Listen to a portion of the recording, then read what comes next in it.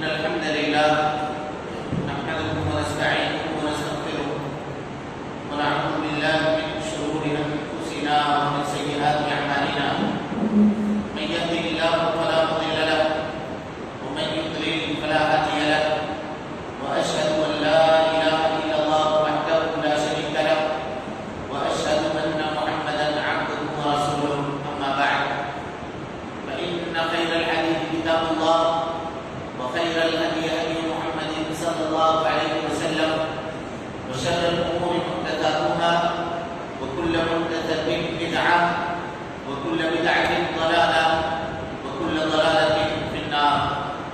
وقد قال الله تبارك وتعالى في محكم تنزيله بعد أعوذ بالله السميع العليم من الشيطان الرجيم بسم الله الرحمن الرحيم اعلموا أنما الحياة الدنيا لعب ولهو وزينة وتفاخر بينكم وتكاثر في الأموال والأولاد.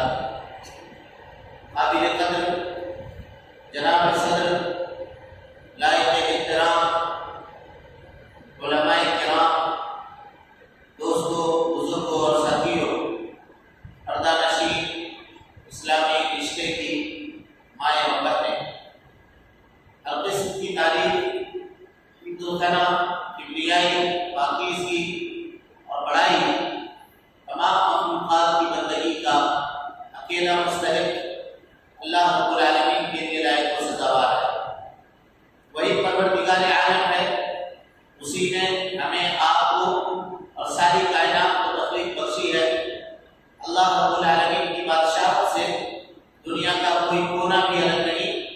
اللہ رب العالمین اکیلا ہے اور تنہا ساری دنیا کی نگرانی ہر آن، ہر لمحہ اور ہر گھڑی فرما رہا ہے. اللہ رب العالمین کا احسان عظیم ہے کہ اس نے ہمیں اور آپ کو مسلمان بنایا، اسلام جیسی عظیم دولت سے مالا مال فرمایا. اللہ رب العالمین نے اپنے پیغام کو، اپنی تعلیم کو ساری انسانیت کے لیے عام فرمایا ہے اور اس کام کو پائے تکمیل تک پہنچانے کے لیے ہر دور میں انبیاء کرام کو دنیا کے اندر بھیجنے کا سلسلہ بھی جاری فرمایا تھا. آخری نبی آخری پیغام لے کر، آخری قانون اور آخری شریعت لے کر اس دنیا کے اندر تشریف لائے، اور اس آخری نبی نے جس طرح سے اللہ رب العالمین کے دیے ہوئے آخری پیغام کو پایا تھا، ہو بہو ایسا ہی بغیر کسی کمی اور پیشی کے انسانیت کے سامنے پیش کرنا کیا. اور اس سے بھی آگے بڑھ کر کے آپ صلی اللہ علیہ وسلم نے اپنی نبوت کی 23 سالہ زندگی میں رات اور دن کی گھڑیوں کے اندر اللہ رب العالمین کے دیے ہوئے آخری پیغام کو عملی طور پر برت کر سارے جہان والوں کے لیے قیامت تک کے لیے بطور نمونہ چھوڑ دیا. درود و سلام ہو اشرف المخلوقات میں سب سے افضل، قیامت کے دن کے سردار جناب محمد رسول اللہ صلی اللہ علیہ وسلم پر. اللهم صل على محمد وعلى آل محمد كما صليت على إبراهيم وعلى آل إبراهيم إنك حميد مجيد. اللهم بارك على محمد وعلى آل محمد كما باركت على إبراهيم وعلى آل إبراهيم إنك حميد مجيد. محترم حاضرین، دوستوں، بزرگوں اور ساتھیوں، پردہ نشین خواتین اسلام، جیسا کہ ناظم جلسہ نے اور صدر جلسہ نے آپ کے سامنے اس بات کی وضاحت کی کہ آج کے اس بزم میں، اس اجلاس میں جس عنوان کے تحت میں آپ سے گفتگو کرنے والا ہوں وہ ہے نوجوانوں میں بے راہ نبی کے اسباب اور اس کا علاج. اسباب اور اس کا علاج. اسباب کیا ہے وہ ہم سب جانتے ہیں. اسباب کے بہت زیادہ وقت میں نہیں لوں گا، علاج کی اوپر توجہ میری رہے گی. قبل اس کے کہ ہم اپنی موضوع کی وضاحت کریں، اللہ رب العالمین سے یہ دعا کرتے ہیں کہ اللہ تعالی ہمیں کہنے سے زیادہ اور آپ کو سننے سے زیادہ ہم دونوں کو اس کے اوپر عمل کرنے کی توفیق نصیب فرمائے. محترم حاضرین، سورہ حدید کی آیت نمبر 20 کا ایک ٹکڑا ہم نے آپ کے سامنے تلاوت کیا. اللہ تعالیٰ کا ارشاد ہے کہ اعلموا انما الحیات الدنیا، کہ جان لو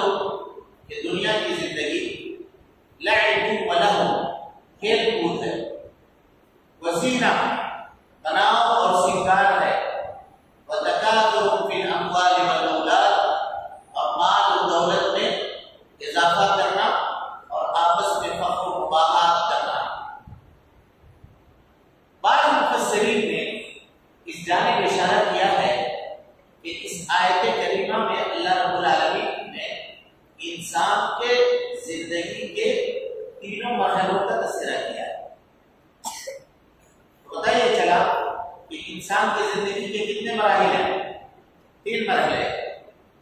پہلا مرحلہ جس کو ہم کھیل کود کا مرحلہ کہہ سکتے ہیں، یہ کیا ہے؟ بچپنا۔ چھوٹا بچہ ہے، اس کے سامنے کوئی معاملہ نہیں ہے، صرف کھیل کود، دنوں رات اس کو کیا چاہیے؟ کھیل چاہیے، اس کو کھلونے چاہیے۔ یہ بچپنے کا لعب و لہو۔ اور اس کے بعد جب وہ جوان ہوا تو زیب و زینت چاہیے، ہم اسمارٹ کیسے دکھیں، ہم اچھا کیسے دکھیں، اچھا کپڑا کیسے پہنیں، جسم ہمارا مضبوط کیسے دکھے، دیکھنے والوں کو ہم جاذب نظر کیسے نظر آئے، خوبصورت کیسے بنے۔ ایک نوجوان کو اس کی فکر ہوتی ہے۔ زینت کہہ کے اللہ رب العالمین نے نوجوانی یا جوانی کے عالم کے جانب اشارہ کیا، لعب اور لہو کہہ کے بچپنے کی جانب اشارہ کیا، اور اس کے بعد جوانی کی طرف، اور اس کے بعد فی الاموال والاولاد، مال میں اور اولاد میں آدمی فخر کرتا ہے کب؟ جب بڑھاپے کی عمر کو پہنچ جاتا ہے۔ تو کہا کہ یہ عمر کے انسان کے زندگی کے 3 مراحل ہیں۔ اس مرحلے سے انسان گزرتا ہے عام طور پر، کسی کی موت پہلے بھی ہو جاتی ہے بڑھاپے سے پہنچنے سے پہلے، اور کوئی آدمی بچپنے میں ہی وفات پا جاتا ہے، کوئی جوانی میں بھی وفات پا جاتا ہے۔ یعنی اس بات کی کوئی گارنٹی نہیں ہے کہ ہر آدمی کو بڑھاپا دیکھنا نصیب ہوگا۔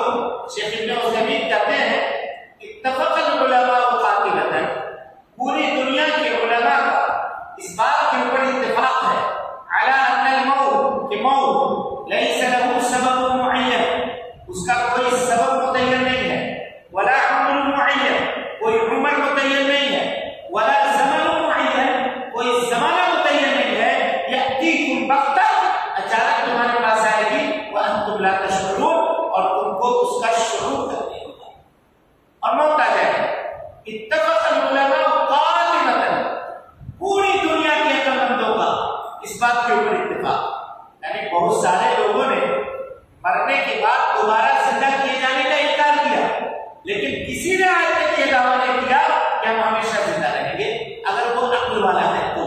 اگر پاگل ہے تو اس کی کوئی شمار نہیں ہے، یا اس کی کوئی گنتی نہیں ہے، لیکن اگر عقل مند ہے تو کوئی بھی یہ نہیں کہہ سکتا کہ ہم ہمیشہ رہیں گے، ہم امر ہیں، ہم مریں گے نہیں، کوئی بھی یہ دعویٰ نہیں کر سکتا۔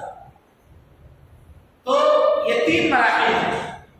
تینوں مرحلوں میں انسان کی زندگی کے جو 3 مراحل ہیں، ان تینوں مرحلوں میں سب سے اہمیت کا جو مرحلہ ہے وہ کون سا مرحلہ ہے؟ بولیے، جوانی کا مرحلہ۔ جوانی کا مرحلہ، اس کے بارے میں اللہ تعالیٰ نے قرآن مجید میں کہا، کن کا تذکرہ کیا؟ اصحاب کہف کا، انہم فتیۃ، یہ سب کے سب جوان تھے، آمنوا بربہم، جو اپنے رب کے اوپر ایمان لانے والے ہیں۔ اللہ نے ان کا ذکر کیا، اور خاص طور پہ فتیہ کا لفظ استعمال کیا۔ فتح کہتے ہیں جس کو، نوجوان آدمی کو۔ اور کتاب و سنت میں جناب محمد رسول اللہ صلی اللہ علیہ وسلم نے اپنے احادیث میں ان نوجوانوں کے ساتھ کتنا اہتمام کیا ہے، اس کا ذکر، اس کو آپ محسوس کیجیے۔ آپ صلی اللہ علیہ وسلم نے حدیث بیان کی، 7 قسم کے لوگوں کو اللہ تعالیٰ اپنے خاص سائے میں قیامت کے دن جگہ دے گا۔ سب سے پہلا قسم جو بیان کیا اس میں کون لوگ ہیں؟ شاب نشأ فی عبادت اللہ، وہ نوجوان جس کی پرورش اللہ رب العالمین کی عبادت میں، یعنی وہ پروان چڑھا ہو تو رب العالمین کی عبادت گزارے میں اس کی وہ پروان چڑھا ہو، یا وہ جوانی تک پہنچا ہو، جس کی جوانی رب العالمین کی عبادت میں گزری۔ یہ نبی صلی اللہ علیہ وسلم کا اہتمام ہے۔ اسی طریقے سے آپ صلی اللہ علیہ وسلم نوجوانوں کے ساتھ خاص اہتمام کا معاملہ کیا کرتے تھے۔ یہی وجہ ہے کہ آپ ابتدائی اسلام کے دور کو اٹھا کر کے دیکھیں، وہ لوگ جو اسلام قبول کرنے میں حراوت دستہ تھے، وہ سب کے سب نوجوانوں کی تعداد تھی۔ حضرت سعد بن ابی وقاص کہتے ہیں، مکثت فی الاسلام 7 ایام، اسلام لانے کے بعد 7 دن تک میں رہا، وَأَنَا ثُلُثُ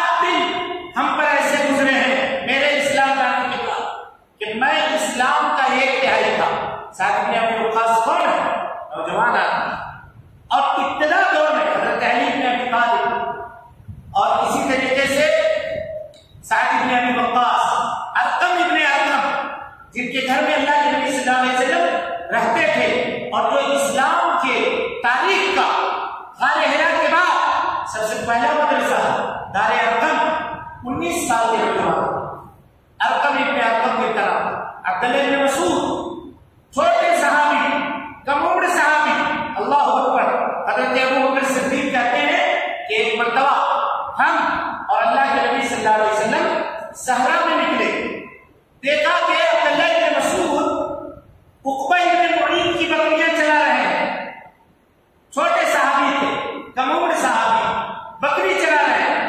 نبی صلی اللہ علیہ وسلم کو بھوک لگی ہے، آپ قریب گئے، بلایا، کہا کہ ہے کوئی بکری تم میں دودھ، تمہارے پاس جو بکریاں ہیں ان میں کوئی دودھ والی بکری ہے؟ عبداللہ ابن مسعود نے کیا کہا؟ کہا کہ انا امین ہوں، میں امین ہوں، میں ان کا مالک نہیں ہوں، اگر کوئی دودھار بکری ہوئی بھی تو میری یہ کیپیسٹی نہیں ہے کہ آپ کو دودھ پینے کی اجازت ہے۔ اللہ اکبر۔ پیارے مصطفیٰ نے دیکھا کہ چھوٹا بچہ ہے، اس کی گفتگو کتنی عظیم ہے، ہونہار بیروا کے چکنے چکنے پاک آپ صلی اللہ علیہ وسلم نے کہا کہ سنو، ایک ایسی بکری دو مجھے جس نے ابھی تک کسی بکرے کا منہ تک نہ دیکھا ہو، ایسا بکری لا کر کے دو مجھے۔ کہا وہ بکری موجود ہے، یہ دیکھیے، اس نے ابھی یہ بچہ بھی نہیں دی ہے بکری۔ آپ صلی اللہ علیہ وسلم نے اس کو پکڑا، کہیں سے ایک کھوکھلا پتھر لے کر کے آئے حضرت ابو بکر صدیق رضی اللہ تعالیٰ عنہ، نبی نے اس بکری کے اوپر ہاتھ پھیرا اور اس کے بعد جب آپ نے اس کو دوہا تو کھوکھلا پتھر دودھ سے بھر گیا، آپ نے پیا۔ حضرت ابو بکر صدیق رضی اللہ تعالیٰ عنہ کو پلایا، حضرت عبداللہ بن مسعود کو پلایا، اور پلا کر کے آپ وہاں سے چلے گئے۔ حضرت عبداللہ بن مسعود کہتے ہیں کہ اس کے بعد بکریوں کو لے جا کر کے مالک کے حوالے کیا اور سیدھے پیارے مصطفیٰ کا پتہ لگا کر کے مکے میں پہنچ گیا کہ یا رسول اللہ علمنی من هذا الکلام، وہ کلام جس کی آپ تلاوت کرتے ہیں وہ ہم کو بھی سکھا دیجیے نا۔ اللہ کے نبی صلی اللہ علیہ وسلم نے کہا انک غلیم معلم، تو ہونہار بچہ ہے، تو ضرور علم دیا جائے گا، تجھ کو ضرور سکھایا جائے گا۔ اور اس کے بعد آپ نے قرآن مجید کی آیتیں سکھائی۔ حضرت عبداللہ بن مسعود کہتے ہیں پیارے مصطفیٰ صلی اللہ علیہ وسلم کی زبان مبارک سے سن کر کے قرآن مجید کے 70 سے زائد سورتیں میں نے حفظ کی ہیں۔ اور آپ نے کہا کہ اگر کسی کو یہ پسند ہو کہ قرآن جیسے تازہ اترا ہے، وہ اگر چاہتا ہے کہ وہ سنے تو ابن مسعود کی قرأت کو سنو، ابن مسعود کی قرأت کو سنو کہ یہ قرآن ویسا پڑھتے ہیں کہ جیسا ابھی قرآن مجید نازل ہوا ہو، ابھی اترا۔ یہ دیکھیے آپ صلی اللہ علیہ وسلم کا اہتمام نوجوانوں کے ساتھ، تو پتہ یہ چلا کہ اگر معاشرے اور سماج میں بگاڑ ہے تو اس کا علاج کیا ہے؟ ان کو علم دیا جائے، ان کو علم سکھایا جائے، ان کو بتایا جائے، کتاب و سنت کی تعلیم ان کے سامنے عام کیا جائے اور ان کی ہمت افزائی کی جائے، ان کی حوصلہ افزائی کی جائے۔ حضرت عمر بن سلمہ، نوجوانوں کی بات چل رہی ہے، حضرت عمر بن سلمہ رضی اللہ عنہ کہتے ہیں فتح مکہ کا سال ہے، ہر قبیلہ کا آدمی جا کر کے پیارے مصطفیٰ کے سامنے اپنے قبیلے کا اسلام پیش کر رہا ہے، ہر قبیلے کا سردار اللہ کے نبی کے سامنے آ رہا ہے۔ کہا میرے قبیلے کے سردار میرے ابا تھے، وہ گئے اسلام پیش کرنے کے لیے، نبی صلی اللہ علیہ وسلم نے ان کے اسلام کو قبول کیا۔ کہا اسلام لائے ہو، نماز پڑھنا پڑے گا، کون ہے امام؟ تم میں کا امام کون بنے گا؟ کہا قبیلے کے تمام بڑے بڑے لوگ موجود تھے، اب میں ان میں آنا اصغر القوم، عمر بن سلمہ کہتے ہیں میں سب سے چھوٹا بچہ تھا اور مجھے قرآن مجید کی اکثر صورتیں یاد تھی۔ کہا کیسے یاد تھی؟ کہا میں اپنے قبیلے کے باہر بیٹھ جاتا تھا، گاؤں بستی سے باہر نکل کر کے، اور وہ قافلے جو اللہ کے نبی صلی اللہ علیہ وسلم سے ملاقات کر کے گزر رہے ہوتے تھے ان سے پوچھتا تھا کیا سیکھ کر آئے ہو؟ مدینے سے آ رہے ہو؟ کہاں مدینے سے آ رہے ہیں، کچھ بتاؤ۔ تو وہ جو دو چار آیتیں پڑھ کے مجھے سناتے ان آیتوں کو میں یاد کر لیتا، یہاں تک کہ قرآن کا ایک بڑا ذخیرہ میرے سامنے جمع ہو گیا۔ اور جب پیارے مصطفیٰ کو امام بنانے کی ضرورت پڑی تو میرے ابا نے کہا کہ میرا یہ بچہ ہے عمر بن سلمہ، اس کو سب سے زیادہ قرآن پیارے مصطفیٰ نے مجھ کو میرے قبیلے کا امام بنا دیا۔ اللہ اکبر۔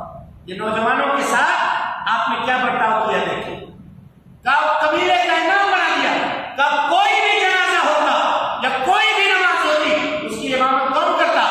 عمر ابن سلمہ کہتے ہیں کہ میں کیا کرتا۔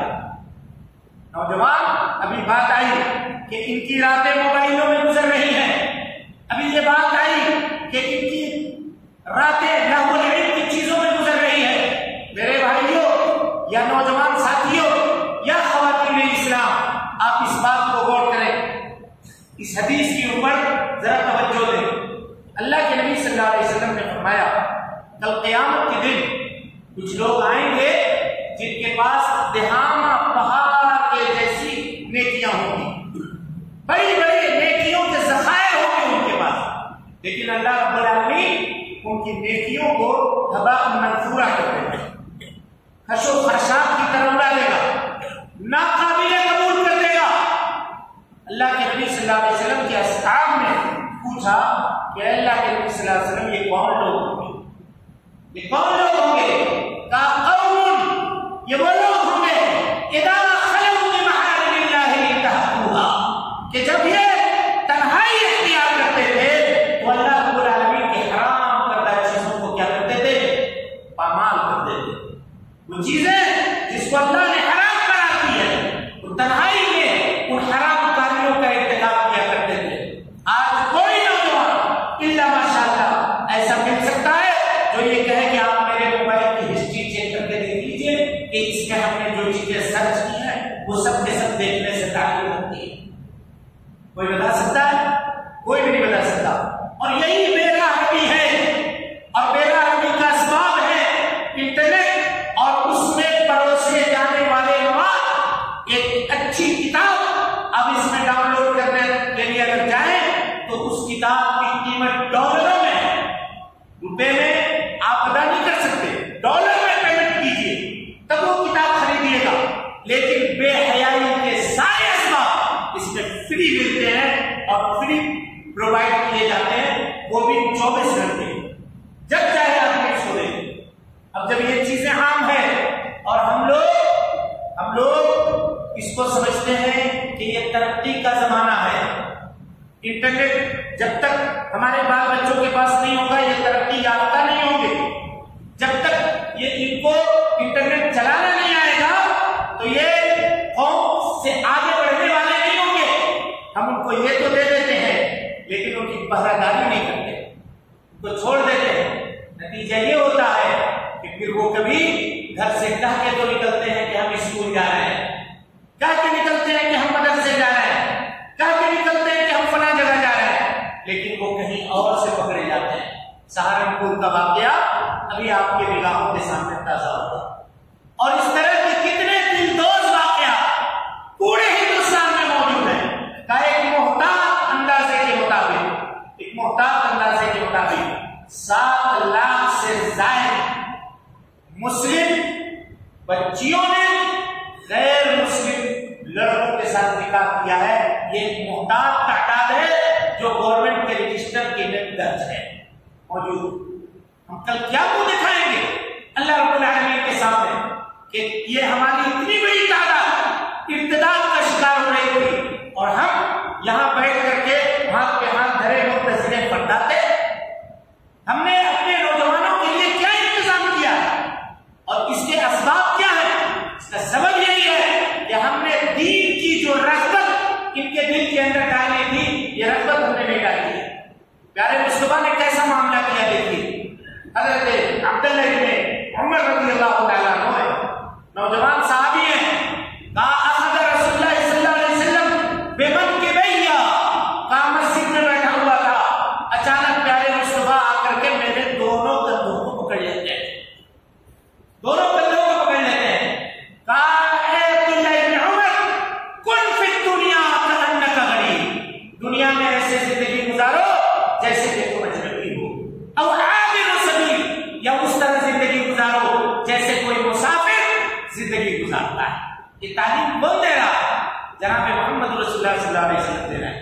ابن قیم رحمۃ اللہ علیہ ان کی کتاب ہے الروح، اس میں ایک بڑا کا کوٹیشن ہے، اس کو سنیے بات کو آگے بڑھاتے ہیں کہ اللہ تعالیٰ نے انسان کو دو چیزوں کا مرکب کیا ہے، دو چیزوں کو غور سے اس کو سمجھیے۔ ایک اس کا جسم ہے، یہ جسم جو نظر آ رہا ہے ہڈیوں کا گوشت کا بنا ہوا یہ جسم کا یہ جسم، اور دوسری چیز روح ہے۔ ان دونوں کا مرکب ہے ہم انسان۔ روح اصل ہے، اس لیے کہ اگر جسم ایک دم موٹا تازہ ہٹا کرتا ہے، جوان ہے، سب کچھ ہے، لیکن اگر روح کو اس سے الگ کر دیا جائے تو اس جسم کی کوئی حیثیت ہے؟ اس کی اتنی بھی حیثیت نہیں ہے کہ اس کو ہم اپنے گھر میں رکھیں، بلکہ شرعی حکم ہے جتنا جلدی ہو سکے اس کو کفن دے کے، اس کو نہلا کے، غسل دے کر کے قبرستان میں لے جا کر کے اس کو جنازہ پڑھ کے دفن کرتے ہیں۔ اب سب کو معلوم کہ کوئی حیثیت اس کی نہیں ہے، اب وہ پھر لوگوں کے درمیان نہیں رہ سکتا، کہاں جائے گا؟ وہ مٹی کے نیچے اس کو جانا پڑے گا، کیونکہ اب اس میں روح نہیں ہے۔ ابن قیم کہتے ہیں کہ روح یہ آسمانی ہے۔ دلیل کیا ہے؟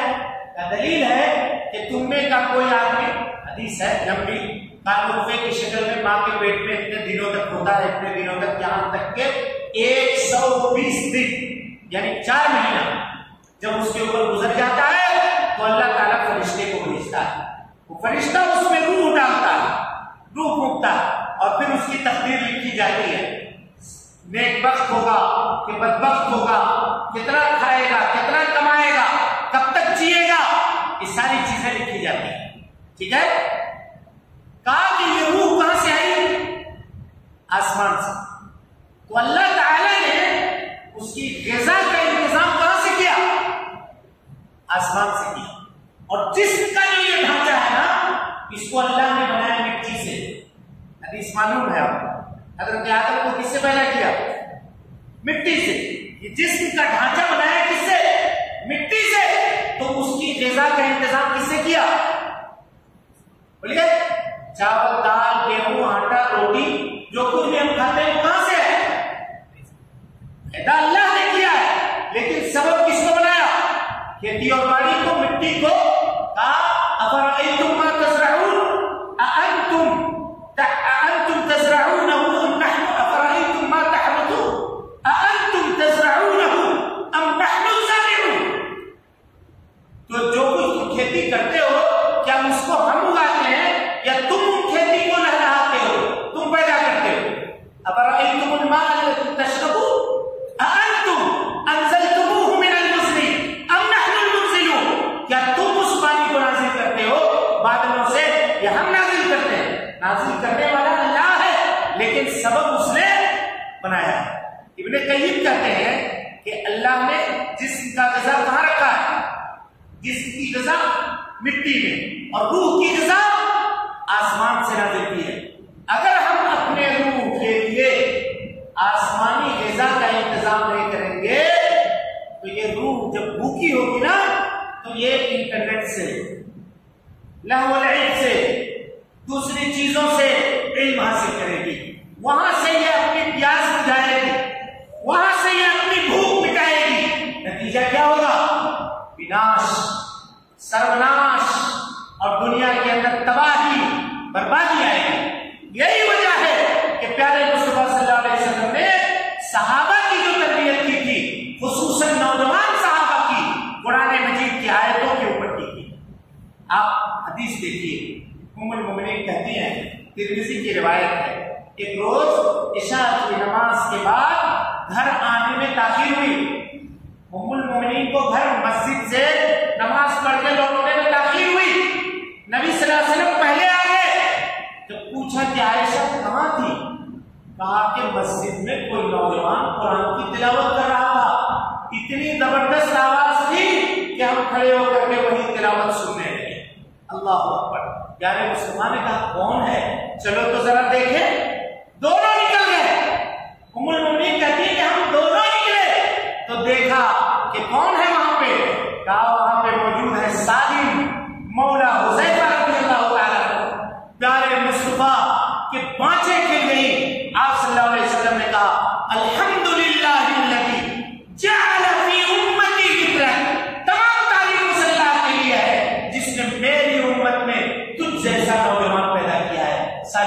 حذیفہ کو کہا، اور اس کے بعد کہا کہ سنو قرآن استقرأوا القرآن من اربع، 4 لوگوں سے قرآن مجید سیکھو. نمبر 1 عبداللہ ابن مسعود سے، نمبر 2 معاذ بن جبل سے، نمبر 3 سالم مولا حذیفہ سے، اور نمبر 4 ابی بن کعب سے. یہ جو لوگ ہیں ان میں سے ابی بن کعب یہی ایک عمر دراز ہیں. باقی یہ تینوں کے تینوں صحابی کون ہیں؟ سالم مولا حذیفہ، عبداللہ ابن مسعود، اور اسی طریقے سے حضرت معاذ بن جبل رضی اللہ تعالیٰ عنہ. یہ تینوں کے تینوں جوان. آپ نے کیسی تربیت کی تھی آپ اس کا اندازہ لگائیں. اور صرف یہی معاملہ نہیں تھا. آپ خواتین کو اٹھا کر کے دیکھیں، خواتین کے معاملے کو اٹھا کر کے دیکھیں. اس کی ایک مثال دے کر کے میں گفتگو کو آگے بڑھاؤں گا. خواتین معاشرے کا آدھا حصہ کی آدھے حصے کی نمائندگی یہ کرتی ہے، اور بقیہ آدھا حصہ انہیں کے اوپر ڈیپینڈنٹ ہے، انہیں کے اوپر. آپ یہ بتائیے غزوہ بدر کب ہوا؟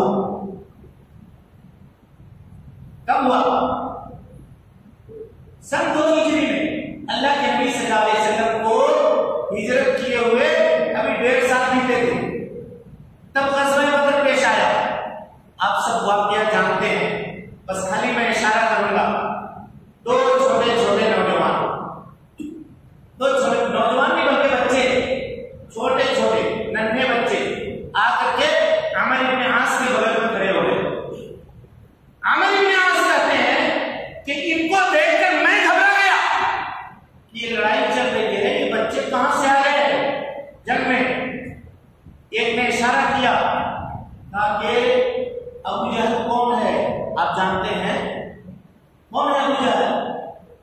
کیا کرو گے ابو جہل کو دیکھ کر کے یا اس کو جان کر کے کیا کرو گے؟ سنا ہے کہ وہ ہمارے نبی کو گالی دیتا ہے.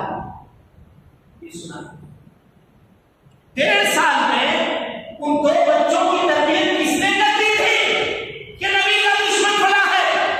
کس نے کی تھی؟ اس کی ماں نے کی تھی. اس کے گھر میں اس کو بتلایا تھا. ظاہر ہے وہ اسی مجلس میں تو حاضر نہیں ہوتے چھوٹے بچے، یا ہوتے بھی ہوں گے تو وہاں یہ بات تو نہیں آئی ہوگی، لیکن اس کی ماں نے وہ چیزیں. اور ہم جب اپنے زمانے میں چھوٹے تھے تو جو گھر کی بوڑھی عورتیں تھیں، خواتین تھی، وہ رات کو سوتے وقت بچوں کو بٹھا کر کے حضرت موسیٰ کا واقعہ، حضرت عیسیٰ کا واقعہ، حضرت داؤد کا واقعہ، حضرت سلیمان کا واقعہ، پیارے مصطفیٰ کا واقعہ یہ سنایا کرتی تھی. آج کسی کو نہ کہنے کی فرصت ہے نہ کسی کو سننے کی فرصت ہے.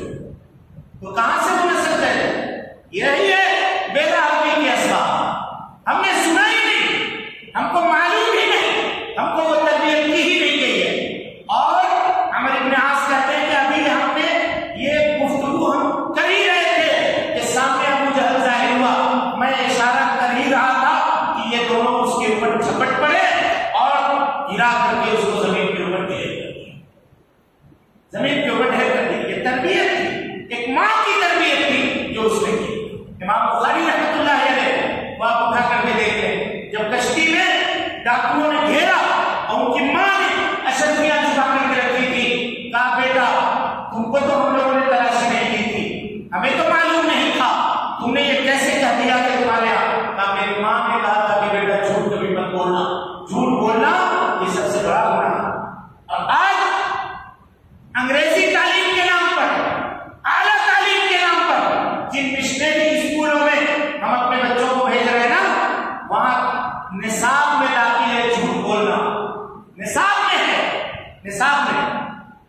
ہم آپ کو بتائیں تو کتاب میں چیپٹر ہے سنڈریلا، 3 سال کی بچی ہے جو اپنے ماں سے جھوٹ بول کر کے جاتی ہے، اور اس میں ایک راجا کی کہانی ہے جس کا وزیر مہارانی سے عشق لڑاتا ہے. عشق اور معاشرے کی باتیں چھوٹے 3 سال 4 سال کے بچے کی کچی عمر میں وہ باتیں بے بس کر دی جاتی ہیں. اور جب وہ میٹرک پڑھتا ہے اور اس کے بعد اعلیٰ نمبرات سے کامیاب ہوتا ہے، آپ اپنی زمین بیچ کر، اپنا کاروبار توڑ کر کے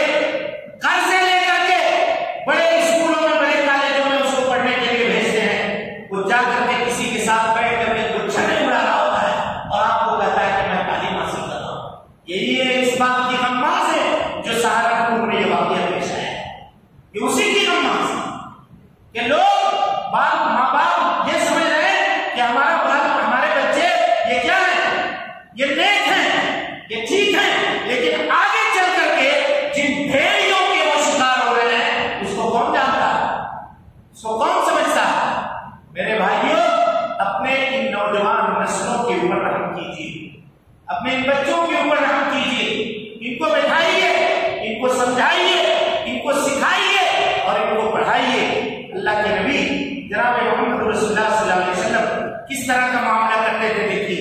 حضرت حسن ابن علی کہتے ہیں علمنی رسول اللہ صلی اللہ علیہ وسلم، مجھ کو اللہ کے نبی صلی اللہ علیہ وسلم نے دعائے قنوت سکھایا. کہا کیا ہے دعائے قنوت؟ بتاؤ. اللہم اہدنی فیمن ہدیت وعافنی فیمن عافیت وتولنی فیمن تولیت. حضرت حسن ابن علی سے روایت ہے نواسے نبی صلی اللہ علیہ وسلم کے چھوٹی عمر میں نانا سے انہوں نے کیا سیکھا؟ دعائے قنوت سیکھا. ایک اور چھوٹے صحابی ہیں براء ابن عازب رضی اللہ عنہ، اللہ اکبر، ننھے صحابی، پیارے مصطفیٰ نے بلایا، کہا سونے کی دعا یاد ہے؟ اللہ اکبر. کہا نہیں اللہ کے نبی صلی اللہ علیہ وسلم یاد نہیں. کہا یاد کرو مجھ سے، بیٹھو سنو.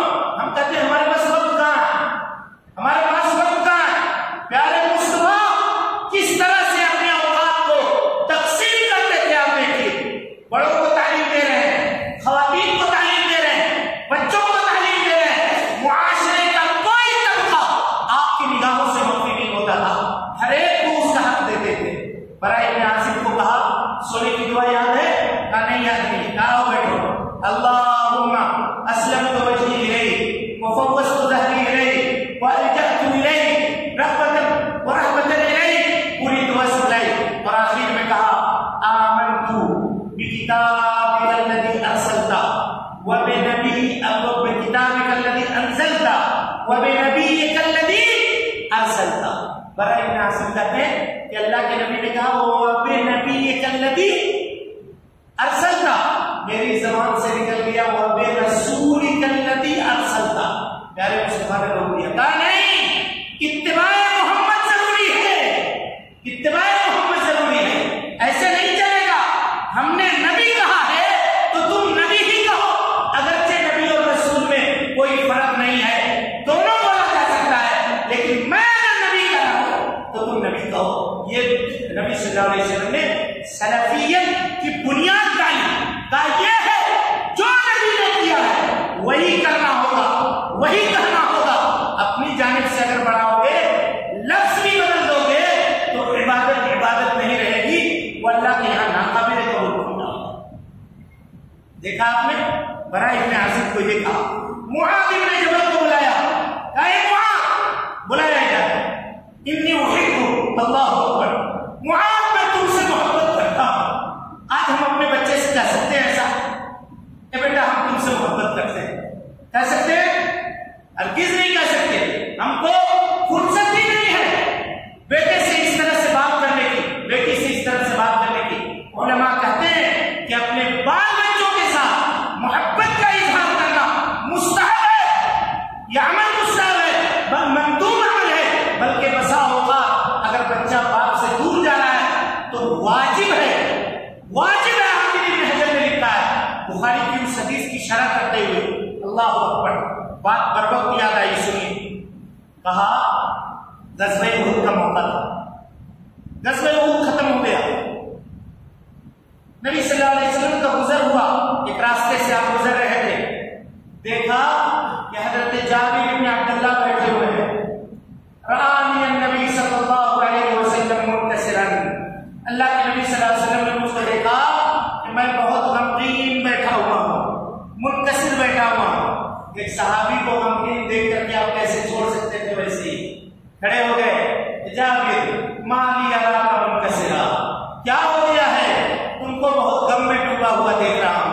کہا یا رسول اللہ ان ابی استشهد معك فی احد، میرے ابا شہید کر دیے گئے ہیں احد میں. آپ کو معلوم ہے واقعہ، 9 بیٹیاں چھوڑی ہیں انہوں نے، میری 9 بہنیں ہیں، 9 بہنیں، اور انتقال سے دن پہلے یعنی کل غزوہ احد میں نکلنا ہے، آج بیٹے کو بلایا، اس کو عبداللہ ابن حرام الانصاری پورا نام ہے، جابر ابن عبداللہ کے والد کا، اور نام اس طرح جابر ابن عبداللہ ابن عمرو ابن حرام الانصاری رضی اللہ عنہ، کہا کہ جابر کو بلایا عبداللہ ابن عمرو ابن حرام نے، اور بلا کر کے کہا کہ اے جابر، دنیا میں اللہ کے نبی صلی اللہ علیہ وسلم کے بعد سب سے زیادہ میں جس سے محبت کرتا ہوں وہ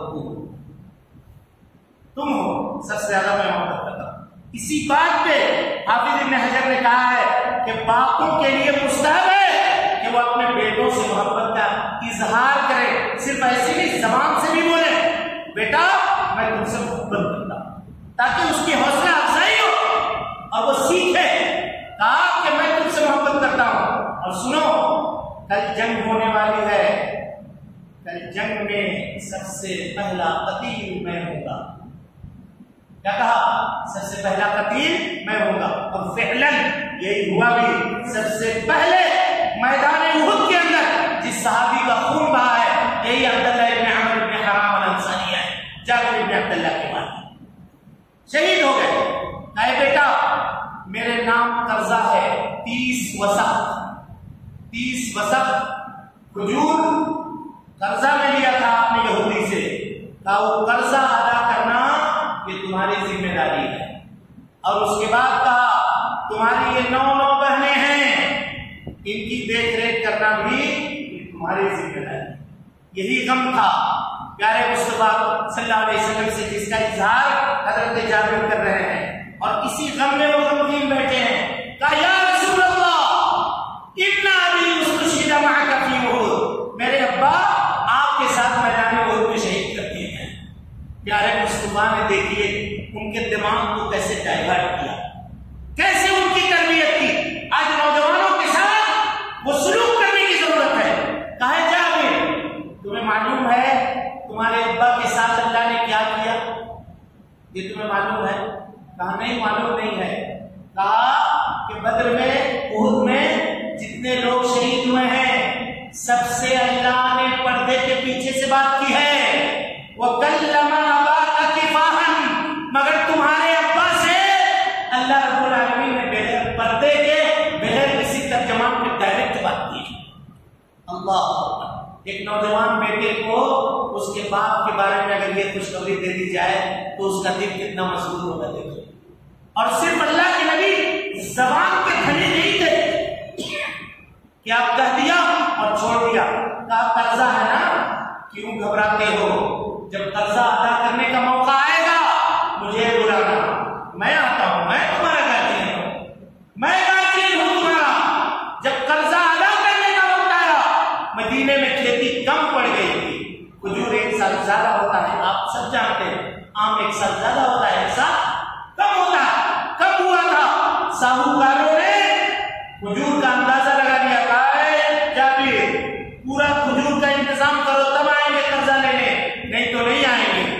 حضرت جابر گئے نبی صلی اللہ علیہ وسلم کے پاس، سب لوگ بیٹھے ہوئے ہیں صحابہ کی جماعت، یا رسول اللہ ساہوکار منع کرتا ہے یہودی قرضہ لینے سے۔ اچھا ایسا کرتا ہے؟ ٹھیک ہے رکو۔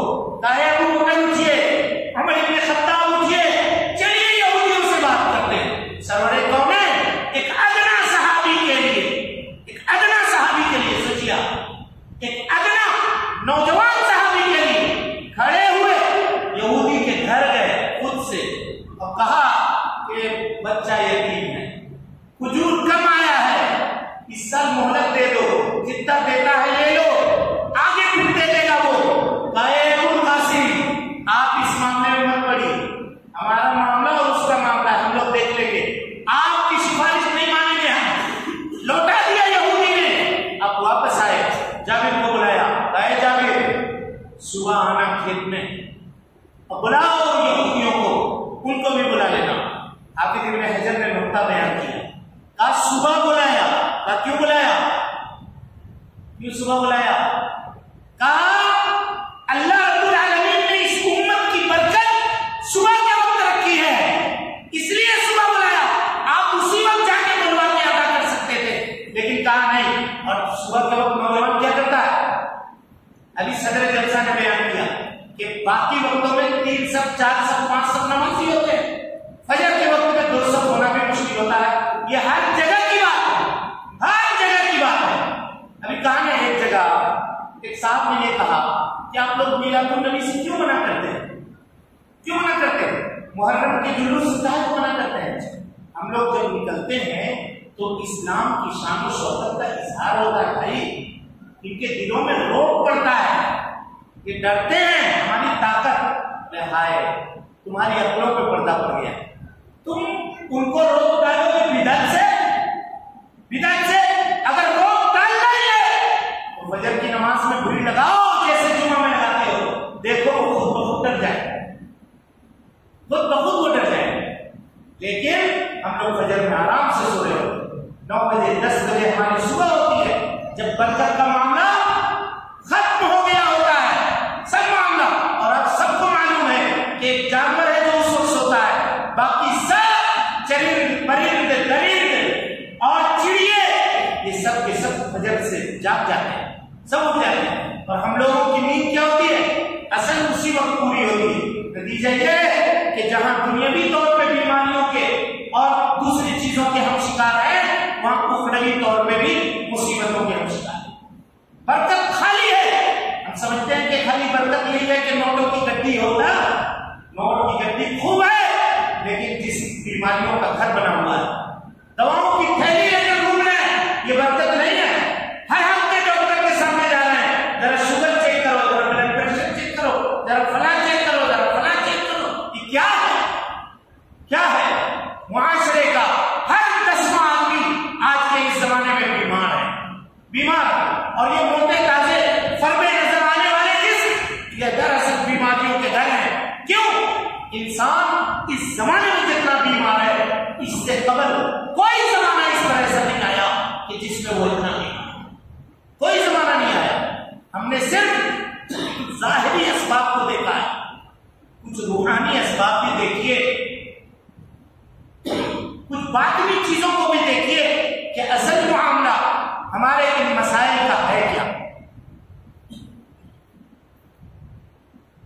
ان مسائل کے پیچھے وہ کون سے عوامل ہیں جو کار فرما ہے جو آج ہم ان مصیبتوں کے شکار ہیں. بہرحال صبح میں بلوایا ان کو، پیارے مصطفیٰ باغ کا ایک چکر کاٹتے ہیں اور اس کے بعد ایک چھاونی بنی ہوئی تھی، چھاونی میں بیٹھ گئے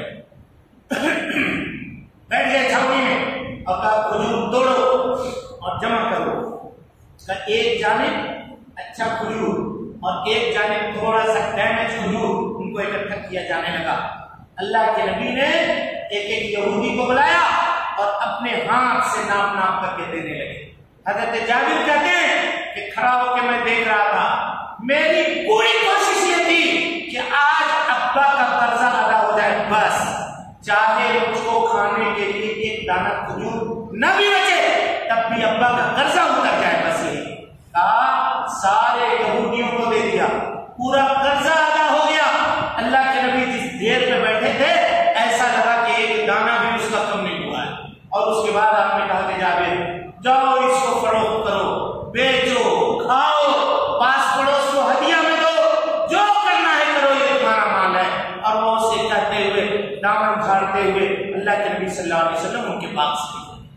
یہ کردار ایک نوجوان کے ساتھ جناب محمد رسول اللہ صلی اللہ علیہ وسلم کا. کیا آج کے اس زمانے میں ہم وہ کردار ادا کرنے کے لیے تیار ہیں؟ ہم کہہ رہے تھے معاذ بن جبل کو بلایا اور کہا، اے معاذ ہم تم سے محبت کرتے ہیں، ہم تم سے محبت کرتے ہیں.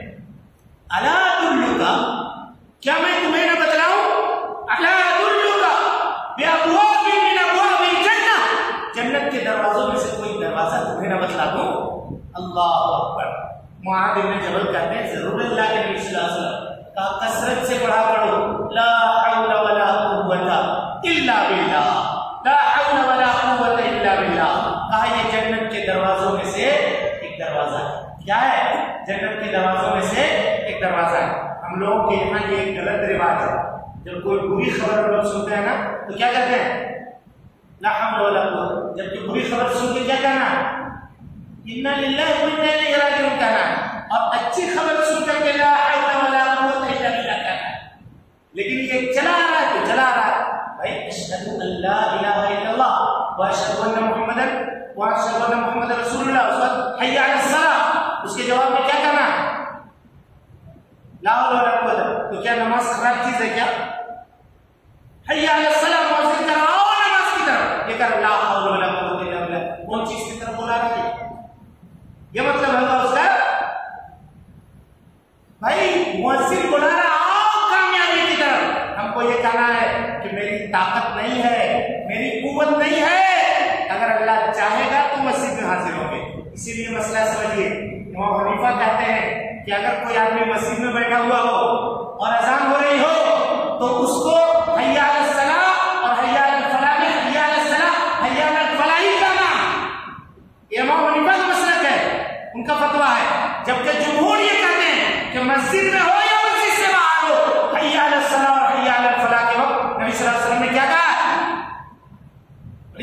لا حول ولا قوت الا باللہ، اس کے جواب میں کہا ہے. تو امام حنیفہ کا مسئلہ یہاں پہ کیا ہے؟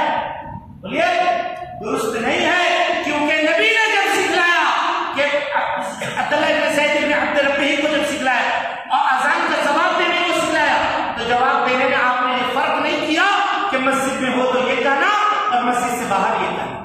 یہ تفریق امام حنیفہ کہتے ہیں، قیاس لگا کر کے کہتے ہیں کہ جب مسجد میں بیٹھا ہوا ہے تو لا حول ولا کہنے کی اب ضرورت کیا ہے؟ اب تو تم یہی موجود ہو، کیوں نہیں ضرورت ہے؟ ہو سکتا ہے وہی مر جائے اقامت سے پہلے، یہ بھی ہو سکتا ہے کہ نہیں ہو سکتا. اس سے پہلے اس کو خالی مار دے، اس سے پہلے کوئی ضروری فون آ جائے، گھر بھاگنا پڑے دوڑ کر کے، ہو سکتا ہے نہیں ہو سکتا؟ سمجھ میں آ رہی بات؟ معاذ بن جبل کو یہ سکھا دیا کہ لا حول ولا قوت الا باللہ. براء بن عازب کو بھی بتلایا کہ سونے کی دعا سکھلائی، اور یہی معاذ بن جبل کو دیکھیے تربیت کیسے تربیت ہو رہی ہے. كنت ردف النبي صلی اللہ علیہ وسلم على حمار اسمه عفیر، ترمذی کی روایت ہے کہ نبی صلی اللہ علیہ وسلم کے ساتھ میں ایک گدھے پر سوار تھا، اس کا نام تھا عفیر.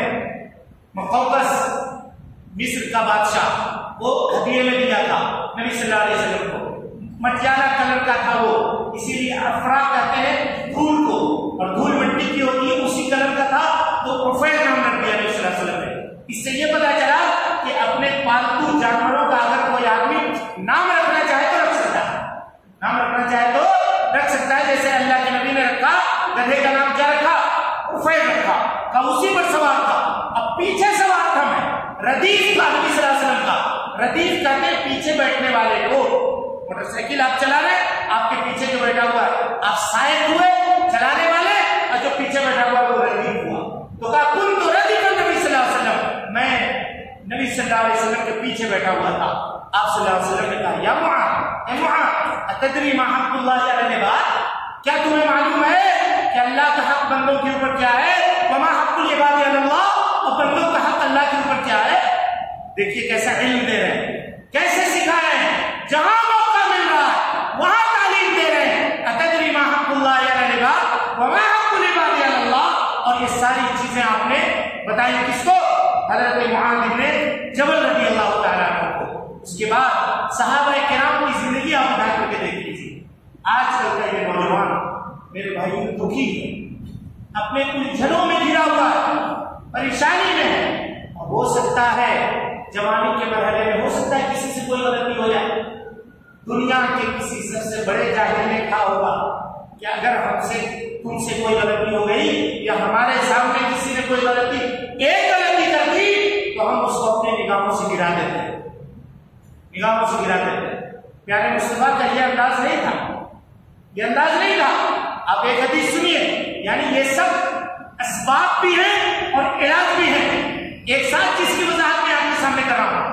اگر کوئی نوجوان آج کل کے زمانے میں غلطی کرتا ہے، آج کے اس زمانے میں، تو ہم اس کو معاشرے کا عزم معطل بنا کر کے رکھ دیتے ہیں. بیکار لڑکا ہے، بالکل گیا گزرا ہے، معاشرے کے ماتھے کے اوپر کلنک ہے، یہ کہتے ہیں. اللہ کے نبی نے یہ کام نہیں کیا.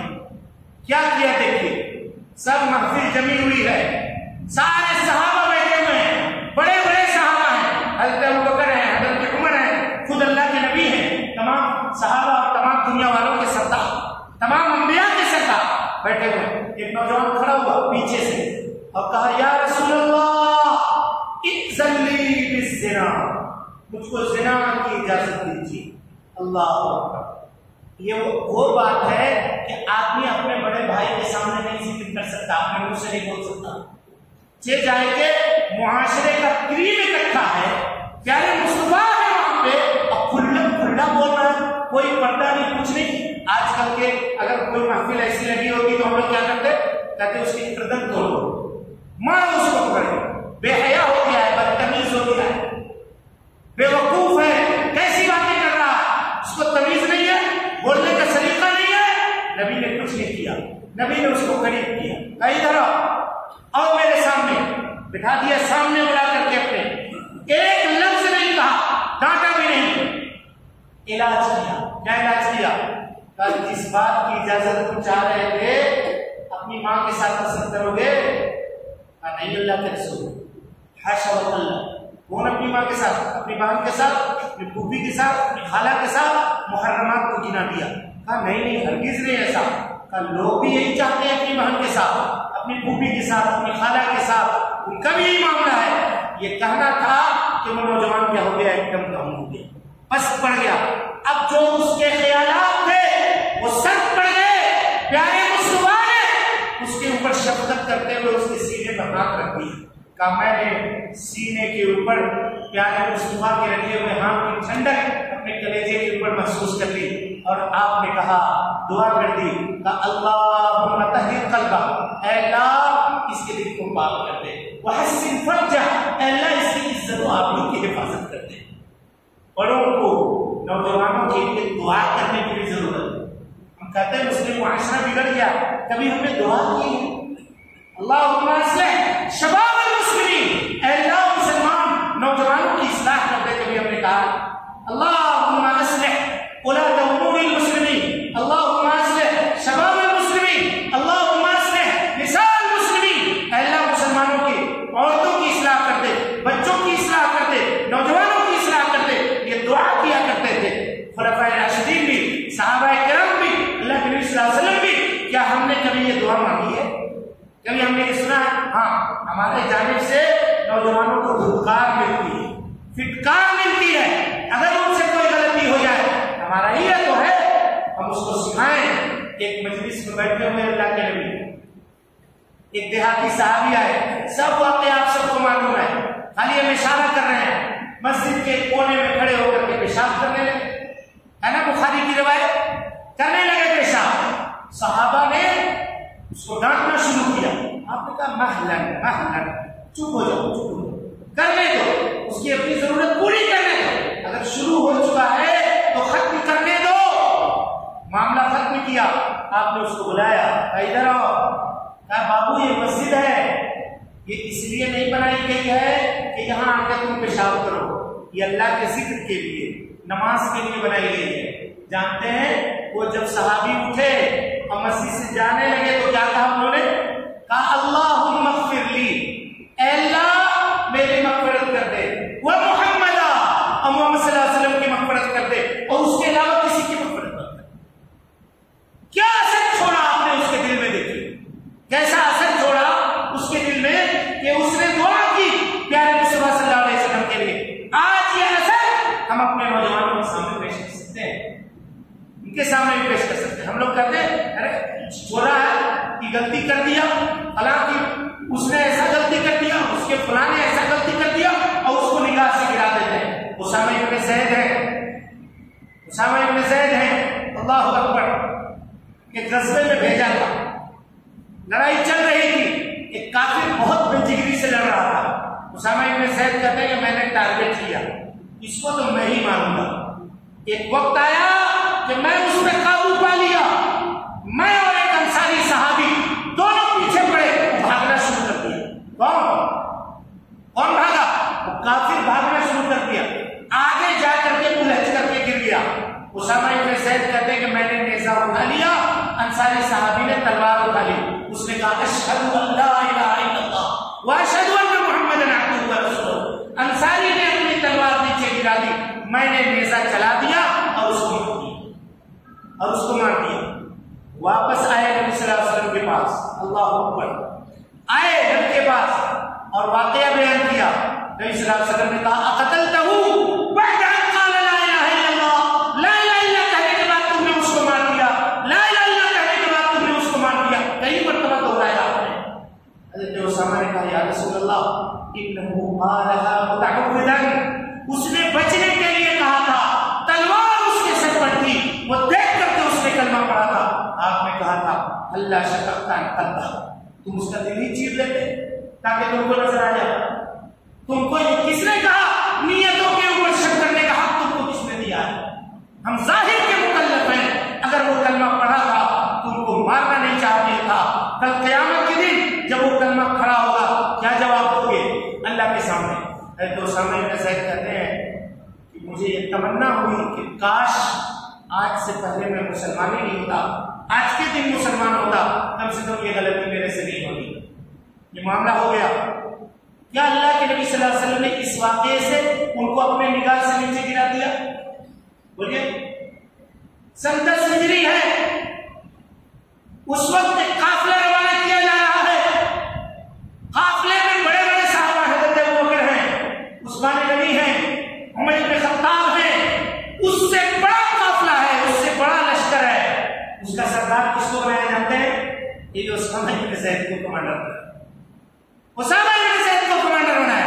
آج کل کے زمانے میں ہم لوگ ہوتے تو کہتے کہ بھول گئے، ایسی غلطی کر دیا تھا اس وقت، پھر اس کو کمانڈر بنا رہے ہیں۔ اور اللہ اکبر، بڑوں کا دل بھی کتنا بڑا تھا، صحابہ کا دل بھی کتنا بڑا تھا۔ ابو بکر ہے، اسامہ بن زید کمانڈر ہے، اور ایک ادنا سپاہی بن کر کے چلنے کے لیے تیار، کوئی ایگو نہیں ہے، اس کو بنا دیا، ان کو یہ کر دیا، وہ فلاں ہے، یہ فلاں ہے، کچھ نہیں، اللہ کے نبی نے متعین کر دیا۔ بہرحال یہ قافلہ روانہ نہیں ہو سکا، نبی صلی اللہ علیہ وسلم کی وفات ہو گئی، قافلہ روانہ نہیں ہوا، رک گیا۔ حضرت ابوبکر کا زمانہ آیا، لوگوں نے آ کر کے کہا کہ حالات اچھے نہیں ہیں، تجربہ کار کو رکھیے، اسامہ بن زید کو ہٹائیے، تجربہ کار کو رکھیے۔ اللہ کے رسول نے جس کو منتخب کیا ہے ابوبکر کی طاقت ہے کہ اس کو پیچھے کر دے، کہا تھوڑی دیر رک کر کے بھیجیے گا، کہا نہیں، نبی نے جھنڈا باندھ دیا ہے تو اب یہ نکلے گا ہی، چاہے مدینے میں ابوبکر کو درندے نوچ کر کے کھا جائیں تب بھی یہ جائے گا، یہ رکے گا نہیں۔ اور آپ نے حضرت اسامہ بن زید کے قیادت میں ہی اس قافلے کو روانہ کیا، سمجھے آپ لوگ؟ دیکھا آپ نے یہ کیا معاملہ تھا پیارے مصطفیٰ صلی اللہ علیہ وسلم کا، اور آپ صلی اللہ علیہ وسلم کے اپنے اصحاب کے ساتھ کیا معاملہ تھا؟ غلطی ہوئی، ہو گئی، معاملہ ختم ہوا، اب اس کے بعد کوئی معاملہ ہے تو آئیے ہم آپ کو منصب دینے کے لیے، ہم آپ کو عہدہ دینے کے لیے ایک چیز لے کر کے بیٹھ گئے، فلانے وقت یہ کہا تھا، اس وقت یہ بولا تھا، تو وہاں یہ کہا تھا، تو اس کے سامنے یہ کہا تھا، تو اس کو یہ برائی کی تھی، تو فلانے کو یہ کیا تھا، تو ہم کو ذاتی دشمنی نہیں ہے، تو ہم کو جماعتی دشمنی نہیں ہے۔ یہ کیا طریقہ ہے آپ کا؟ یہ کیا طریقہ ہے؟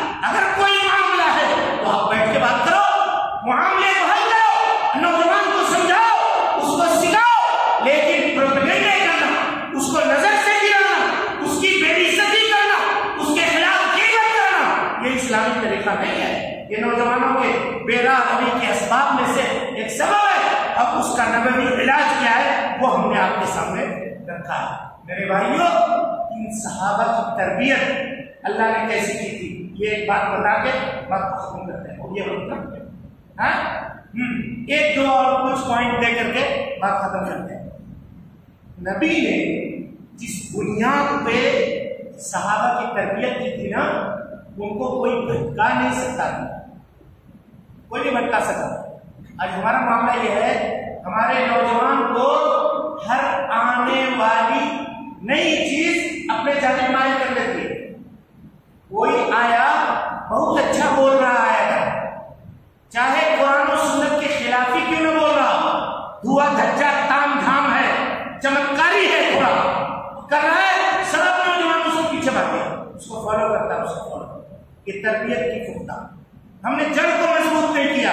اب جانتے ہیں پیارے مصطفیٰ کا زمانہ ہے، ایک کو امیر بنا کر کے بھیجا، امیر بنا کر کے بھیجا قافلے کا، گئے لوگ، چند لوگوں سے امیر صاحب ناراض ہو گئے، غصہ ہو گئے، کہا آگ جلاؤ، اکٹھا کرو، آگ، لکڑیاں اکٹھا کرو، اکٹھا کی گئی، آگ جلاؤ، آگ جلا دیا، کہا تم فلاں فلاں فلاں سب کودو آگ میں۔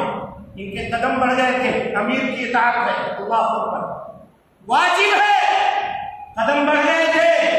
ایک نوجوان صحابی فقام شاب منہم، ایک نوجوان صحابی کھڑے ہوئے، کہا ٹھہرو ٹھہرو ٹھہرو، اور امیر کو کہا، دیکھیے بات کرنے کا انداز دیکھیے، کہا ہم آپ کی بات ابھی نہیں مانیں گے، یہ نہیں کہا کہ نہیں مانیں گے، انکار نہیں کیا، کہا ابھی نہیں مانیں گے، یہاں تک کہ اللہ کے نبی سے پوچھ لیں، دخلنا فی الاسلام، ہم اسلام میں داخل ہوئے ہیں، فرارا من النار، آگ سے چھٹکارا پانے کے لیے، آپ ان کو آگ میں ڈالنے کی بات کر رہے ہیں، پھر نہیں جائیں گے، نبی سے پوچھیں گے۔ گئے نبی کے پاس، پوچھا کہ امیر حکم دے رہا ہے، نبی نے قاعدہ دیا، لا طاعۃ لمخلوق فی معصیۃ الخالق، لوگوں قاعدہ یاد کر لو، سلفیت کو جان لو، کسی بھی آدمی کی اطاعت و فرمانبرداری نہیں کی جائے گی، نبی صلی اللہ علیہ وسلم کی نافرمانی ہے اور اللہ رب العالمین کی نافرمانی۔ آج لوگ کہتے ہیں کہ حضرت عمر نے فیصلہ دیا تھا 3 طلاق کے معاملے میں، کہتے ہیں کہ خواتین کو مسجد میں نہ لے جانے کا فیصلہ حضرت عمر کا تھا، نبی کا فیصلہ کیا تھا یہ بتائیے؟ یہ منہج کس کا ہے؟ صحابہ کا منہج ہے کہ صحابہ کے اجتہاد میں اگر کوئی غلطی ہے اور وہ ٹکرا رہی ہے بات نبی کے قول سے، تو صحابی میں کوئی بھی صحابی کیوں نہ ہو ان کی بات نہیں مانی جائے گی۔ کن کی بات مانی جائے گی؟ پیارے مصطفیٰ کی بات مانی جائے گی۔ یہ قاعدہ کس نے دیا؟ پیارے مصطفیٰ نے دیا۔ وہ حکم دینے والے جو امیر تھے کون تھے؟ صحابی تھے۔ کہا آپ نے کہ اگر اس کی بات مان کے کود جاتے تو قیامت تک وہی آگ میں جلتے رہتے۔ اچھا کیا تم نے کہ تم اس میں نہ کودے، تم اس میں کیا جڑیں مضبوط کی، سلفیت کی جڑوں کو مضبوط کیا تھا، اتباع اور پیروی کے جذبے کو مضبوط کیا تھا کہ کوئی بڑی سی بڑی طاقت آ کر کے ان کو ہلا نہیں سکتا۔ اور اس میں ایک بڑی بات یہ تھی نا کہ یہ سب علم والے تھے، علم سیکھتے تھے، اللہ اکبر، علم کا کیسا جذبہ تھا دیکھیے۔ آج علم آپ کے قدموں کے پاس آتا ہے، بڑے بڑے علماء آتے ہیں دور دراز سے سفر کر کے۔ یہ وہ زمانہ تھا جہاں طالب علم علماء کے پاس جاتا تھا۔ حضرت عبداللہ بن عباس کہتے ہیں، امام مسلم نے مقدمے میں واقعے کو ذکر کیا ہے، کہا میں نے ایک انصاری صحابی سے کہا کہ چلو نا جب تک یہ صحابہ موجود ہیں۔ کون کہہ رہا ہے؟ عبداللہ بن عباس۔ جب تک یہ صحابہ موجود ہیں تب تک چلو نا ان سے حدیثیں سیکھ لیں، بعد میں امت کو ہماری ضرورت پڑے گی، امت کو ہماری ضرورت پڑے گی۔ اللہ، چھوٹے بچے کے دل میں امت کا کتنا درد ہے، دیکھیے کتنا درد ہے۔ اور نبی کے خاندان کے چشم و چراغ تھے، قبیلے قریش کے تھے، کسی صحابی کو اشارہ کرتے تو وہ ان کے گھر آ جاتے۔ اور ہوا بھی یہی، کہا کہ اس انصاری صحابی نے کہا کہ اتنے بڑے بڑے صحابہ موجود ہیں، ہم لوگوں سے کون حدیث پوچھے گا؟ وہ نہیں گئے۔ عبداللہ بن عباس کہتے ہیں عرب کی چلچلاتی دھوپ میں اور ہوائیں یہ میرے چہرے سے کھیلیاں کھیلتی، ہوا کیا کھیلے کھیلتی، عرب کے تپتے ہوئے صحرا کے جھلسا دینے والی لو ہوتی وہ جو ان کے چہرے پہ لگتی تھی، ویسے ہی چل کے جاتے تھے۔ معلوم ہوتا کہ فلاں صحابی کے پاس کوئی حدیث ہے، دوپہر کے وقت جاتے کیونکہ صبح کے وقت لوگ کام دھام میں ہوتے، ظہر کے وقت کھانا کھا کر کے لوگ آرام کر رہے ہوتے، قیلولہ کر رہے ہوتے، صحابی عصر کے وقت اٹھیں گے، یہ جا کر کے دروازے پر سو جاتے۔ چھوٹے صحابی تھے، کپڑا لپیٹ کر کے دروازے پر سو جاتے۔ جب عصر کی اذان ہوئی، صحابی نے دروازہ کھولا، دیکھا بچہ سویا ہوا، کہا اٹھا ہے کون ہے؟ نبی کے گھرانے کا چشم و چراغ ہے۔ کہا حضور ہم کو خبر کر دیتے، ہم آ جاتے، کہ تکلیف اٹھانے کی کیا ضرورت تھی؟ کہا نہیں نہیں نہیں، علم آپ کے پاس ہے، ہم کو ضرورت ہے، ہم آپ کے پاس آئے ہیں۔ جو حدیث آپ نے نبی سے سنا ہے سکھا دیجئے نا ہم کو، بتا دیجئے نا ہم کو۔ وہ بیٹھ جاتے، حدیث بتاتے، اس حدیث کو یاد کرتے۔ ایک وقت آیا کہ پوری دنیا میں سب سے بڑا عالم کوئی تھا تو حضرت عبداللہ بن عباس تھے۔ اللہ اکبر۔ اور خطیب بغدادی نے لکھا ہے یہ دو بھائی تھے، عبداللہ عبید اللہ ابن عباس دونوں وقت آئے کہ عبداللہ ابن عباس نے لوگوں کے پیٹوں کو علم سے بھر دیا، حدیث نبوی سے بھر دیا، اور عبید اللہ ابن عباس جو ان کے چھوٹے بھائی تھے انہوں نے لوگوں کے پیٹوں کو روٹیوں سے بھر دیا۔ ایک بھائی تجارت میں ماہر تھا تو دوسرا بھائی کتاب و سنت کے علم لٹانے میں ماہر تھا، دونوں مسجد حرام میں بیٹھتے تھے اور دونوں خدمت خلق کا یہ معاملہ کیا کرتے تھے۔ آج خدمت خلق کے نام پر ہمارے نوجوانوں کو بلایا جاتا ہے، آؤ ہمارے یہاں یہ خدمت خلق ہے، یہ فلاں ہے۔ ہمارے یہاں یا عقیدہ سلف میں یا منہج سلف سے زیادہ خدمت خلق کون کر سکتا ہے؟ صحابی کا جذبہ، صحابی کے معاملات آپ اٹھا کر کے تو دیکھیں، صحابی کی زندگی تو اٹھا کر کے دیکھیں۔ ایک شخص کا جنازہ ہے رکھا ہوا سامنے، جنازہ لایا گیا، کہا کس کا جنازہ ہے جی؟ کہا فلانے کا جنازہ ہے۔ کہا کیا بات ہے، قرضہ ہے نا اس پہ؟ کہا ہم جنازہ نہیں پڑھیں گے۔ نبی نے کہا ہم جنازہ نہیں پڑھیں گے، تم لوگ پڑھ لو، قرض دار ہے اس کا جنازہ نبی نہیں پڑھتے۔ اللہ اکبر۔ مقداد ابن اسود رضی اللہ تعالیٰ عنہ نوجوان صحابی کھڑے ہو گئے، کہا یا رسول اللہ اس کا جنازہ ہو رہا ہے، اس کا جو قرضہ ہے میں ادا کر دوں گا، میں ادا کر دوں گا، خدا را جنازہ پڑھ دیجیے۔ یہ خدمت خلق نہیں ہے تو کیا ہے؟ لوگ کہتے ہیں کہ تمہارے یہاں خدمت خلق نہیں ہے، تم لوگ رول ہو، خالی توحید توحید توحید، اتباع اتباع اتباع یہی کرتے ہو، اس کے علاوہ کیوں نہیں کرتے ہو؟ اس کے علاوہ چیزیں کیوں نہیں کرتے ہو؟ تم آ کے دیکھو تو صحیح، منہج سلف میں کیا کچھ نہیں موجود ہے، ہر چیز موجود ہے، تم اس کو جاننے کی تو کوشش کرو۔ وہ صحابی کھڑے ہوئے اور کہا یا رسول اللہ میں قرض ادا کروں گا۔ آپ نے کہا علی الوفا، وفاداری کا وعدہ کرتے ہو؟ کہا یا رسول اللہ یہ علی الوفا، وفاداری کا وعدہ کرتا ہوں۔ آپ کھڑے ہو گئے اور آپ نے نماز جنازہ ادا کروا دی اور نماز جنازہ ان کے پڑھا۔ اس کے علاوہ بے شمار مثالیں ایسی ہیں میرے بھائیوں جو نوجوانوں کی تربیت سے، ان کے تعلیم سے تعلق رکھتی ہیں۔ سیرت نبوی کو کبھی اس انداز میں پڑھنے کی بھی کوشش کیجیے کہ اس کو اپنی عملی زندگی کے اندر ہم کس طرح سے نافذ کر سکتے ہیں اور نوجوانوں کے لیے تربیت کا سامان ہم کس طرح سے فراہم کر سکتے ہیں۔ آخری بات آپ کے سامنے کہہ کر کے بات کو ختم کرتا ہوں۔ یہ دور فطروں کا دور ہے اور اسی دور کے بارے میں اللہ کے نبی صلی اللہ علیہ وسلم نے کہا تھا، غور سے سنیے گا، آپ نے کہا تھا لَتَتَّبَعُنَّ سَنَنَ مَنْ كَانَ قَبْلَكُمْ، لوگوں ایک زمانہ آئے گا کہ تم اپنے سے پہلے لوگوں کی اتباع کرو گے، حَقْوًا بِحَقْوٍ، جیسے ایک پاؤں کا جوتا دوسرے پاؤں کے جوتے سے بالکل برابر ہوتا ہے، چھوٹا بڑا نہیں ہوتا، کہ بالکل تم ویسے ہو جاؤ گے۔ صحابہ کو بہت تعجب ہوا، پوچھا من یا رسول اللہ؟ الیہود والنصارى، کہا ہاں یہود و نصارہ، میری امت بھی یہود و نصارہ کی پیروی کرے گی اور اسی کے اوپر چلے گی۔ ایک دم اگر ان میں سے کوئی، غور کیجیے گا، ان میں سے کوئی اگر کسی بچو کے سوراخ میں کوئی داخل ہوا ہوگا تو ہمارا نوجوان امت کا وہ بھی بچو کے سوراخ میں داخل ہوگا۔ یہ حدیثیں آج کے اس دور میں بالکل فٹ ہے، بالکل فٹ ہے۔ اچھا خاصا لباس ہے، کوئی ہیرو آ کر گھٹنا پھاڑ کر پہنا، سب نوجوان کو دیکھیے گا وہی گھٹنا پھٹا ہوا جینس پہن کر کے مارکیٹ گھوم رہا ہے۔ کیا ہے یہ پھٹا ہوا کپڑا پہننا؟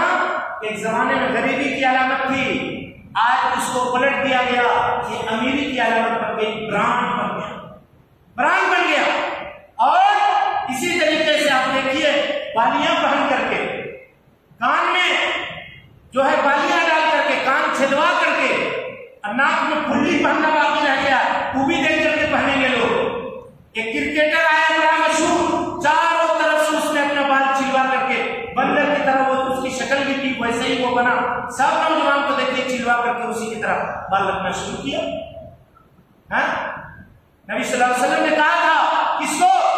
معاذ بن جبل کو، اے معاذ ان اللہ یحب معالی الامور، اللہ رب العالمین کو اچھے کام پسند ہے، ویکرہ صفصافہ، اور یہ بری چیزیں ناپسند ہیں، بری چیزوں کے پیچھے نہ پڑو، ہلکی پھلکی کام مت کیا کرو، ایسے کام جو چھچوروں کے ہیں، ایسے کام جو رذیلوں کے ہیں، ایسے کام جو برے لوگوں کے ہیں، یہ کام نہ کیا کرو، وہ لباس نہ پہنا کرو، اللہ کو یہ چیزیں پسند نہیں ہے۔ ہم کہتے تو ہیں کہ ہمارے آئیڈیل محمد صلی اللہ علیہ وسلم ہے، صحابہ کرام ہیں، لیکن حقیقی معنی میں ہمارے آئیڈیل یہ کھیلنے والے یہ لوگ موجود ہیں۔ میرے بھائیوں، اسلام میں عقیدہ ہے ولا اور برا کا، غور سے سنیے بات کو، ولا اور برا کا عقیدہ ہے۔ ولا اور برا کے عقیدے میں یہ جان لیجئے، علماء لکھتے ہیں کہ اگر کوئی آدمی کسی کے فسق کی وجہ سے اس سے محبت کرتا ہے وہ دائرہ اسلام سے خارج ہے، دائرہ اسلام سے خارج ہے۔ یعنی اگر کسی آدمی سے آپ محبت اس وجہ سے کر رہے ہیں کہ وہ بہت اچھا گانا گاتا ہے، بہت اچھا ناچتا ہے، بہت اچھا فلم بناتا ہے، اور اس کے دین سے بھی محبت کر رہے ہیں، اس کے اس عمل سے بھی محبت کر رہے ہیں، تو کہتے ہیں آپ دائرہ اسلام سے خارج ہیں۔ نواقض اسلام میں سے ایک ناقص یہ بھی ہے کہ یہ کرنے والا آدمی دائرہ اسلام سے خارج ہے۔ سمجھ رہے ہیں بات کو؟ جی یہ معاملہ اتنا ہلکا نہیں ہے۔ آج ہم آئیڈیل کس کو بنا رہے ہیں، اور عام طور پہ جب بٹوارے کا معاملہ آتا ہے، پردے کا معاملہ آتا ہے، تو خواتین کہتی ہیں کہ یہ لوگ اچھے ہیں، ہمارے اسلام نے ہم کو برقعوں کے اندر جکڑ دیا ہے، نقاب کے اندر جکڑ دیا ہے، فلاں کے اندر جکڑ دیا ہے، یہ لوگ ٹھیک ہے، کھلم کھلا ان کا سارا معاملہ ہے۔ اگر کوئی یہ کہتا ہے تو کیا ہوگا معاملہ؟ بتائیے کیا ہوگا معاملہ؟ معاملہ یہ ہوگا، یہ معاملہ ہوگا کہ وہ دائرہ اسلام سے خارج ہو۔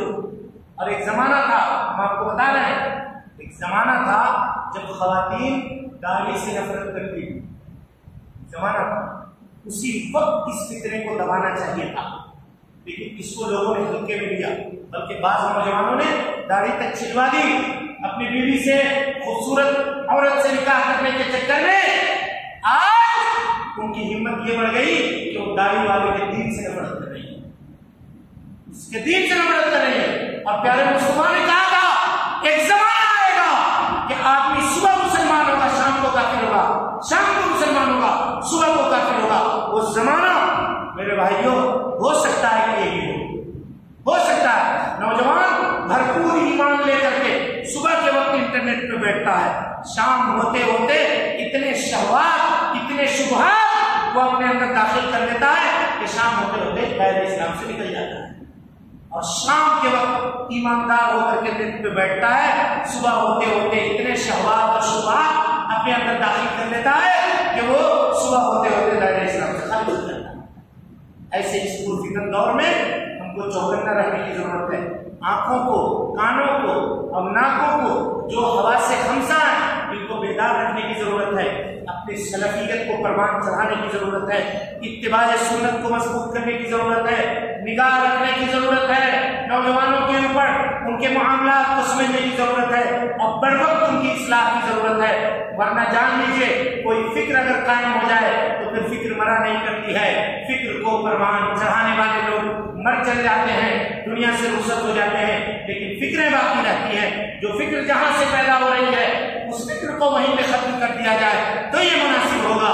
بے عربی کی یہ فکر، دین بیزاری کی یہ فکر، اور دین سے دوری کی یہ فکر، بے نمازی بننے کی یہ فکر، دین اسلام سے دوری کی یہ فکر جہاں کہیں ہے اس کو وہیں ختم کر دیا جائے تو مناسب ہوگا۔ لہذا ہم اپنے دین کو سمجھیں، اپنے عقیدے کو سمجھیں اور اپنی ذمہ داری کو سمجھیں، تاکہ دنیا میں بھی ہم کامیاب ہوں، آخرت میں بھی کامیاب ہوں۔ یہ چند باتیں تھیں جو ہجرت پہ جلد بازی میں ہم نے آپ کے سامنے رکھی ہے۔ اللہ سے دعا ہے کہ اللہ تعالیٰ جو پیغام ہم دینا چاہتے تھے اس پیغام کو آپ تک پہنچا دے، اور ہم سب کو اور اس مجلس میں شامل ہونے والوں کو اور جو لوگ باہر سے اس مجلس کو سن رہے ہیں ان تمام کو، اہل جہد گڑھ کو اللہ رب العالمین اس میں عمل کی توفیق دے، ان کے مرحومین کی مغفرت فرما دے۔ اے اللہ جو لوگ بیمار ہیں انہیں شفائے کاملہ عاجلہ نصیب فرما دے۔ اے اللہ جو پریشان حال ہیں ان کی پریشانیوں کو دور فرما دے۔ ہم سب کے ساتھ اے اللہ رب العالمین حسن اچھائی کا معاملہ فرما، ہم سب کے اوپر اپنی رحمت کی چادر عام فرما دے، جب تک زندہ رکھ، دین اسلام پہ زندہ رکھ، اور جب بھی اٹھا ایمان پہ اٹھا۔ آمین وآخر دعوانا ان الحمد للہ رب العالمین۔ اقول قولی ھذا واستغفر اللہ لی ولکم ولسائر المسلمین من کل ذنب وخطیئۃ فاستغفروہ انہ کان للأوابین غفورا۔ ایک اور ضروری اعلان جو چھوٹ گئی بات وہ یہ کہ ایک ادارہ ہے جس ادارے کو ہم لوگ چلا رہے ہیں چند لوگ مل کر کے، مرکز طوبہ للدراسات الاسلامیہ، اس میں ہر روز رات کو 9:30 بجے سے لے کر کے 10 بجے تک درس کا اہتمام ہوتا ہے۔ بہت کورونا کے زمانے سے یہ چل رہا ہے، اصول ثلاثہ، کتاب التوحید، بلوغ المرام، یہ کتابیں پڑھائی جا چکی ہیں، اور ابھی چند دنوں پہلے پردہ، لباس اور زیب و زینت کے مسائل کے تعلق سے بھی اس میں کلاس لی گئی ہے۔